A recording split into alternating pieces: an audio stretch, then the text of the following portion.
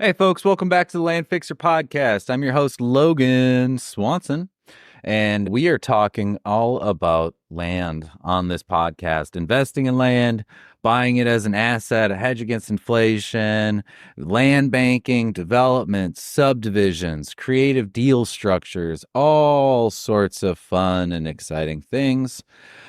And today, our topic is going to be geared around the biggest problem with land investing.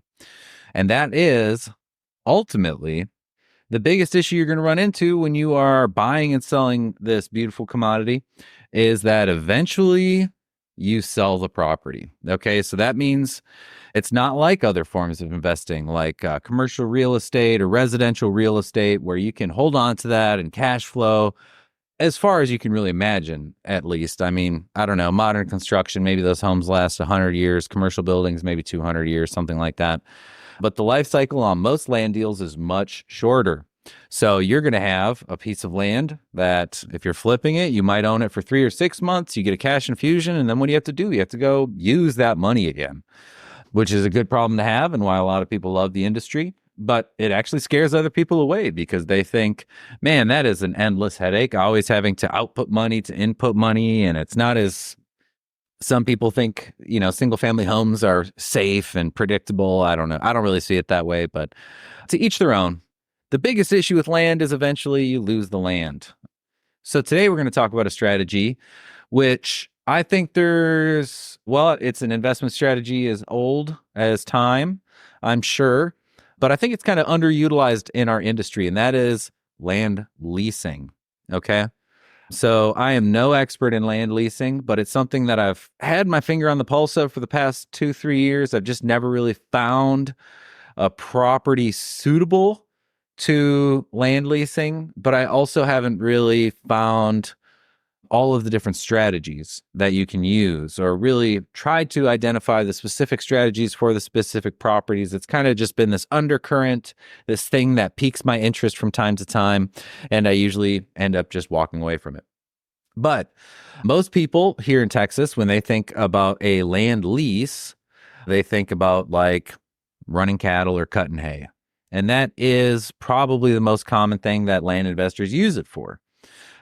But hey, let's start at the nuts and bolts. If you don't know anything about land leasing, I'm going to just go over what it is. All right. So land leasing is effectively you own the land and some other party, a person or a business, will pay you. They'll sign a contract and pay you either monthly or quarterly, or there's a bunch of different ways they would pay you, but they pay you for the use of your land. Typically, that is a very specific use of your land. It's a contractual agreement. Oftentimes, a broker or a real estate attorney is going to write it up for you.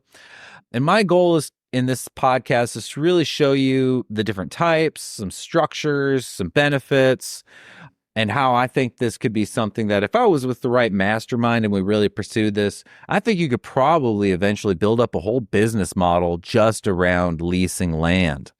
So the basics of land leasing is it's mutually beneficial. Okay. So in any real estate scenario, ultimately we're all trying to be creative and scratch that itch. How can I make a deal look good for you and for me? So the way that looks good for us is we own a single asset. Someone's going to be paying us at regular intervals for the use of that asset, and we never have to actually sell it to make our money. The benefit for someone who wants to come in and use that property is they don't have to output that large amount of cash up front to have access for the use of the property. And that's usually a big deal because if it's say a farmer, maybe he doesn't have a bunch of money, but he has the ability to farm your field. Well, he can make extra money, utilize the equipment that he already has at hand, and pay you a much lower amount than he would if you had to go buy the property. He doesn't have assets that he could leverage to go get a loan to buy the property. And he doesn't have the cash sitting around, but he still wants more work and he wants more revenue. And this is the way to solve that problem. So basics of leases. And there's tons of structures on how you can write a lease that we're going to get into next.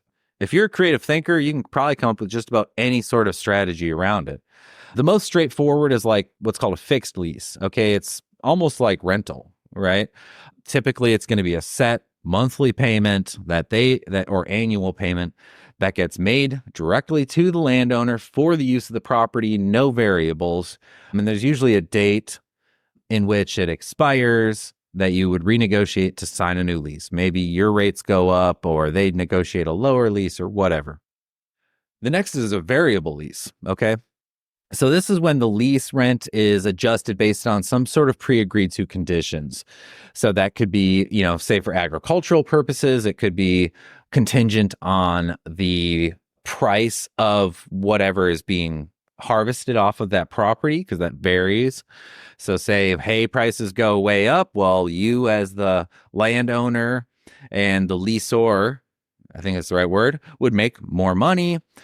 Or it could be if they're able to harvest a certain amount, it kicks in some incentive, or there's all these different ways where maybe they negotiate a lower fixed rate, but they say, hey, if we do well with this property this year, you will make more money. So then both parties are mutually incentivized to maximize the production of that property.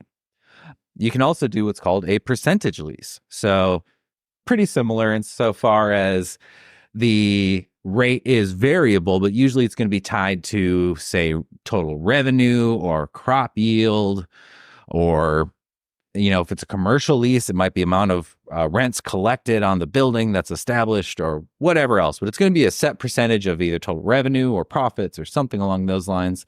Something that both parties could hand to an independent third party, like an accountant or a CPA, who could do all the numbers, and everybody knows what's due based off of this contract.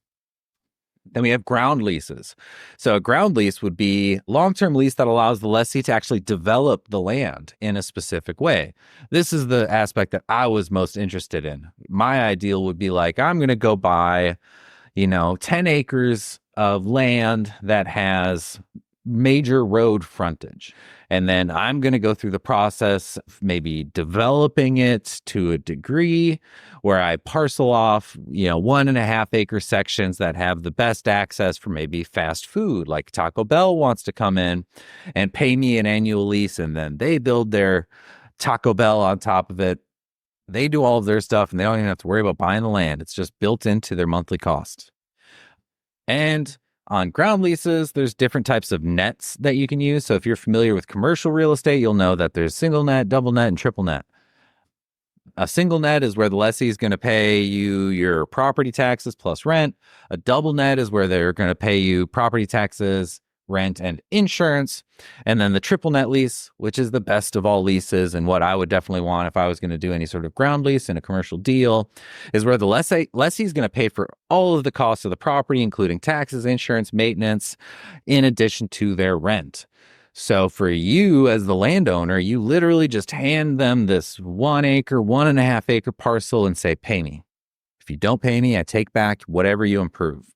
I'm sure it's more detailed than that. I have never been party to an agreement like this, but for me, that is the sort of thing that I would love, especially since my wife and I, we see land as an asset that we want to transition and hand off to our children.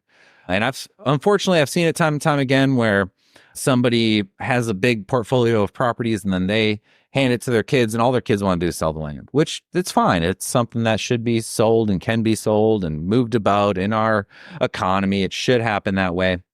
But if you hand your kids a developed commercial piece of land with triple net leases, ground leases in place, well, now you're handing your kids effectively what's a little cash flowing business with very little maintenance. So you can set them up for a really, really, really long time. And that also gives you the ability to sell that piece of land, not at, say, a market land value, but as if it were a business, because anyone who would buy it from you is not only going to see the value of the land, but projected future revenues off of those leases. So it just adds a ton of value to the property while still just maintaining it being a piece of dirt. That's what we like. A little further, there's a bunch of legal and financial considerations that I will in no way pretend to be an expert on. If you find you have a property like this and you want to partner with someone like me to add value in one way or another, please reach out. Or even if you have experience with this and you want to give me critical feedback or how it went for you, I'd love to hear about it. But when it comes down to like crafting your lease agreements, understanding tax implications, understanding liability insofar as insurance, well, that's something you really want to talk to professionals about. So talk to attorneys and things of that nature. I will not do that for you. Negotiating land leases. This is probably something that for me, I would do it myself. But if you are less experienced, local brokers, real estate attorneys, I'm sure you could hire them to negotiate very effectively for you to get the best lease possible without dissuading someone from actually wanting to lease the property. That's the biggest issue. You make it too expensive, no one wants to lease it. Well, then you haven't really accomplished much of anything. And with the way that people want to own assets forever, like we're discussing here, I really think that leasing is going to get a lot more popular. So that is kind of the general basic overview, some of the implications, some of the structures around it. And next I want to get into maybe what you would call like types of land leases or actual use cases for leases. We've talked about a couple to date, but I put together kind of I wouldn't say a comprehensive list, but a pretty good list. So first you have your standard agricultural leases. Agricultural leases are actually pretty varied. It could be something as simple as, hey, I'll let your cattle run on my property and graze, and you don't have to pay me a dime, but that's going to maintain my ag exemption here in Texas. So that's good. But it could be someone doing crops. It could be someone, I don't know, any agricultural purpose you can think of, beekeeping, chickens, whatever. Somebody could lease your property for any agricultural purpose. There's going to be crop share leases. That's going to be similar to agricultural leases, but it's going to be based around the dividends paid on the yield of the crops as opposed to like that fixed rate model we talked about before. There's commercial leases. I know much less about commercial leases, and I think this is probably a really wide topic that I'd like to understand better. But a commercial lease could be as simple as, hey, I own the land and somebody comes in and does a minor improvement. I know there's a business here locally. Hopefully I'm not giving away their secret. But what they'll do is they'll buy kind of difficult to determine, so they're odd shaped pieces of property. That's the best way to put it. Odd shaped pieces of property that are near highways and freeways. And what they'll do is they're going to lease it from the owner. They're going to come in, they're going to put in like 12-foot fences with razor wire on the top. They're going to have a gate that has a code to access, and they're just going to put gravel down on the entire thing. And all it's for is for long road truckers. Those truckers come in, they need a place to park, keep their stuff safe overnight. Maybe they want to go to a restaurant. That's a big issue. Everybody's trying to park at Walmart and things like that. Well, this is a dedicated place, and I think they offer a few other services. But they put a cash flowing business with very, very, very little improvements on top of somebody else's property. And that's a really great way and very niche way to make money off of land. So that's an example of commercial lease. I'm sure you can do all sorts of different things along those lines. Then you have your retail leases. This is for like a business that's going to sell goods or services directly to a consumer. So this could be like, you could lease your land to food trucks, right? Be like, all right, you pay me rent. You come park your food truck here. You sell your wares throughout the day. It could be, I don't know, anything like that. Any way that someone could set up a retail operation. This could even be retail centers. Like you could lease your property to someone who actually puts a store there. I imagine that might be a rare scenario, but I think it's possible.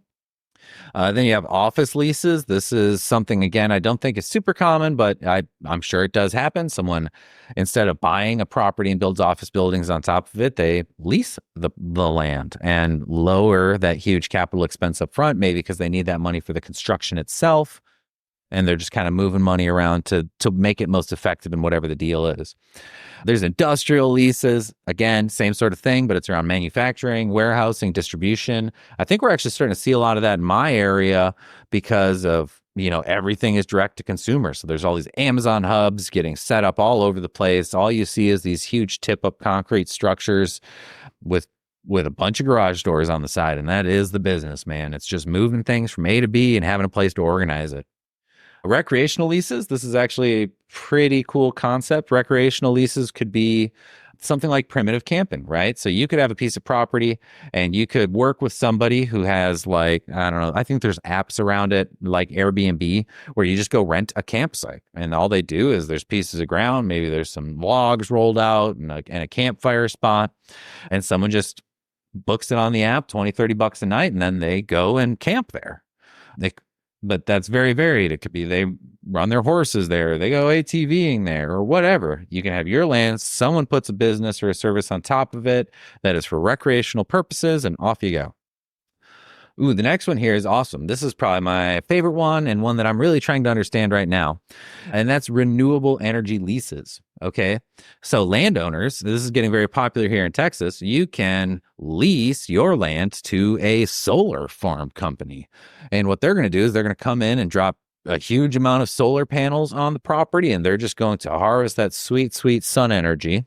And then they're going to pay you either a fixed rate or variable rate, depending on what they are able to harvest from the sun.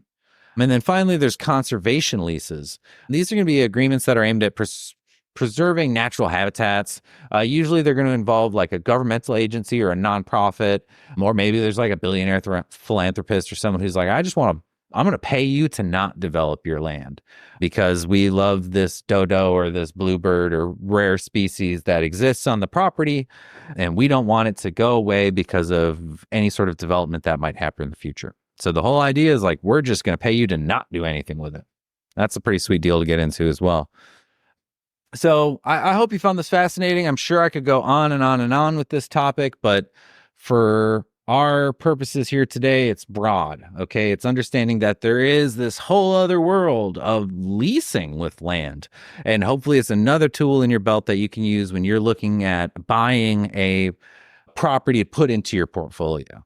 What's something that checks as many boxes as possible? And for me, more and more it's coming around to like, how can this make money for me in the long term or be a slow play with a longer return on money? So, folks, as usual, if you want to get in touch with me, just send me an email, thelandfixer@gmail.com. If you need to add land to your portfolio, check us out at primelandexchange.com. We're about to have a huge influx of properties up there. Specifically, check out our spotlight deals. That's where you're going to find the best opportunities to buy an investment property. If you're an investor and you need funding, check us out at www.landpartnerfunding.com. You can find my social medias. They're all about Prime Land Exchange, yada, yada, so on and so forth. And finally, if you have property that is being underutilized currently, whether you think it has development opportunity, leasing opportunity, subdivision opportunity, whatever it might be, feel free to reach out to me if you need advice on it or you're looking to partner with somebody. We are able to bring a whole lot of value to almost any parcel. That's the skill set that I've been honing for the last 6 years now, and found a solution to most problems, especially here in Texas. All right, folks, until next time, I love you. You're all beautiful, and we will talk very soon. Cheers.